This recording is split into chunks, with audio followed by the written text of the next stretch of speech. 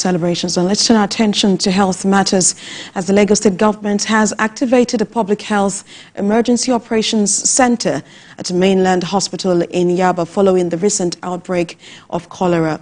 The emergency operations center is expected to address the increase in number of severe cases across multiple local government areas in the state. Lagos State now has 350 suspected cases of cholera in 29 wards across multiple local governments with 17 confirmed cases. The Lagos State Commissioner for Health, Professor Akin Abayomi, disclosed that although this is an increase from the numbers published 4 days ago, cases are now dramatically subsiding in previously affected local governments due to interventions and surveillance efforts.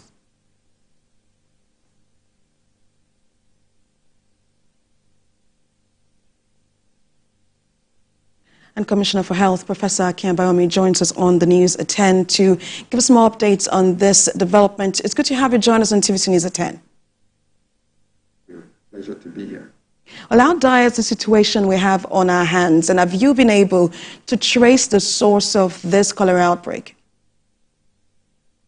So we first started to notice an increased number of severe gastroenteritis cases presenting to our public and general hospitals and PHCs about 7 days ago.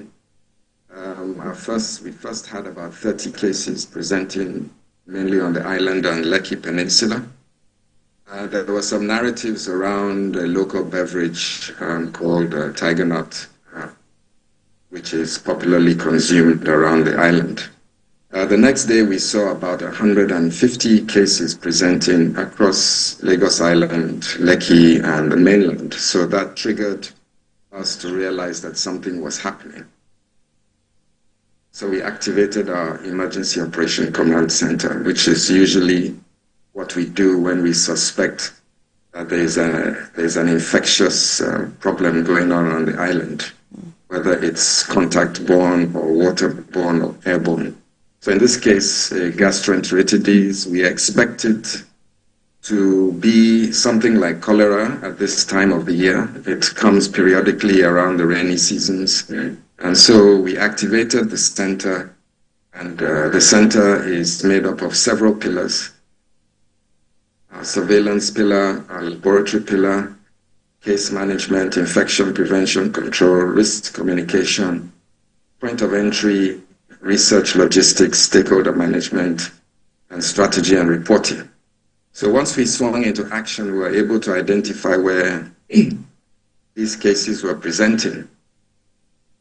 We were able to obtain samples, take those to both our public health laboratories from the state and federal government that are based in Lagos, and then start a public awareness campaign. We soon got our results back, which confirmed that we're actually dealing with cholera, and its subtype that is known to be pretty aggressive and fairly contagious. So we started to activate our rapid response teams, district notification surveillance officers, and point case management, contact tracing. And after I think it was on the 14th when we had the highest number, we started to see subsequently a decline in the cases because of the active case finding and treatment.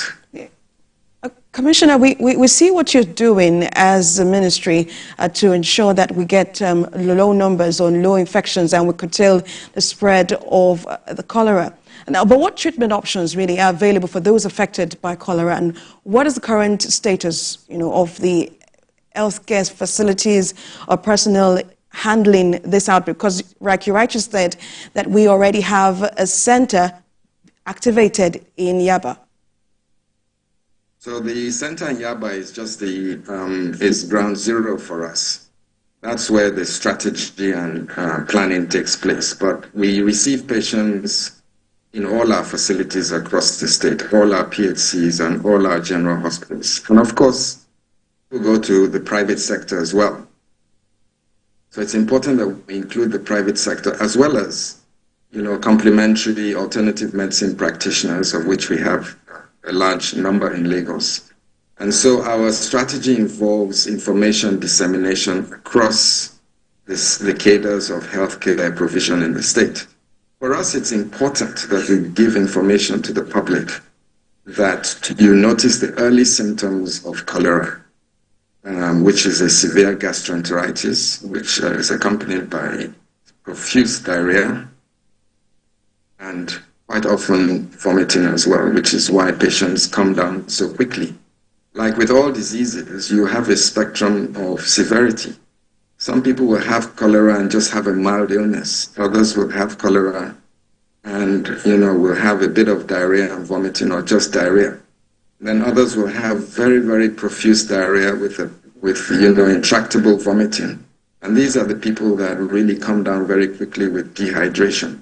So we set up care centers across all our public facilities. Those that are very severe, some are just treated with oral rehydration and sent back home with advice. And then we monitor what's happening in the home. Those that can be admitted at our primary healthcare facilities and general hospitals for a day or two are treated with IV fluids and sometimes antibiotics and then sent home. Those that get very sick, we transfer them to infectious disease hospital in Yaba, where we have advanced expertise there and the ability to resuscitate people and even use things like renal dialysis to rescue people whose kidneys have shut down because of the severe dehydration. But important in the community to give information that when you notice the early symptoms of cholera, which is abdominal pain, bit of fever, diarrhea, vomiting, that you come quickly, because it's only when you come quickly and in between you coming to the hospital, you should start oral rehydration therapy if you're not vomiting. But the sooner you present, the earlier we can treat you. Professor, I would like to just hold you a bit while we go on this short break, and then we'll continue this conversation. Just stay with us on TVC News.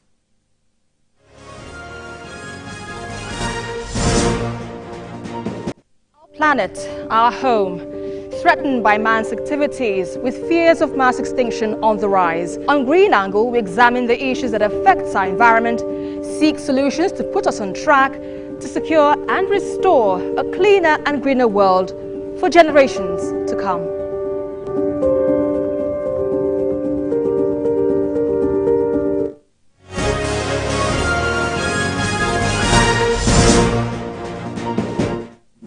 You're watching TVC News at 10, and we are talking about the cholera outbreak in Lagos, where we have already 15 persons confirmed dead by the Lagos State Ministry of Health. And we have the Commissioner, Professor Akin Abayomi, with us explaining how we should fight this together as a community. Professor, talk to us about what symptoms we should be looking out for as citizens and how we can treat this disease.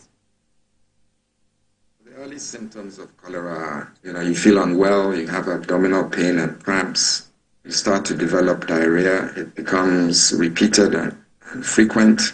You may or may not have vomiting, you quite often do. Some people have a fever. And once you notice these symptoms, the first thing to do is to start oral rehydration therapy.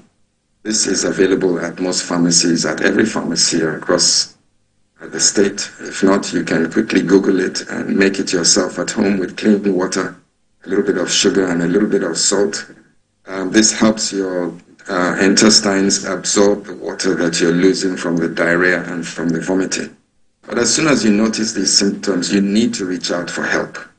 You need to go to your nearest public health facility, your primary healthcare facilities, your general hospitals, or a private hospital near you, anybody that can give you first-hand treatment.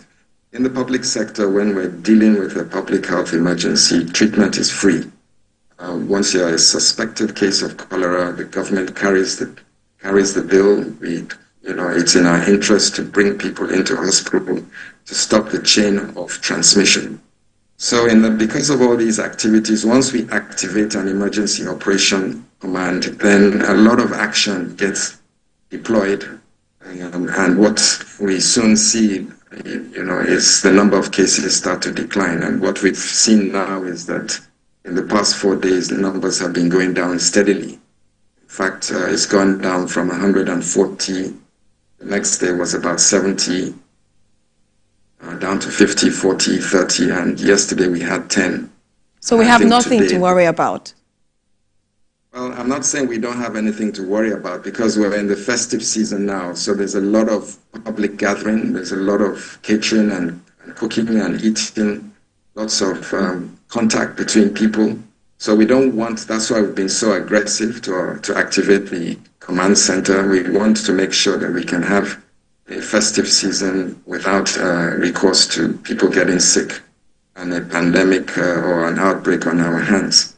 So we still have to remain on high alert that the public are aware of precautions, safety, hygiene, use of good, clean water to consume, keep your hands and the environment clean, and make sure, just like COVID, that you avoid very crowded places and you avoid too much contact and keep yourself, keep your hands washed regularly, sanitized, and keep a slight distance between yourselves and watch out what you eat.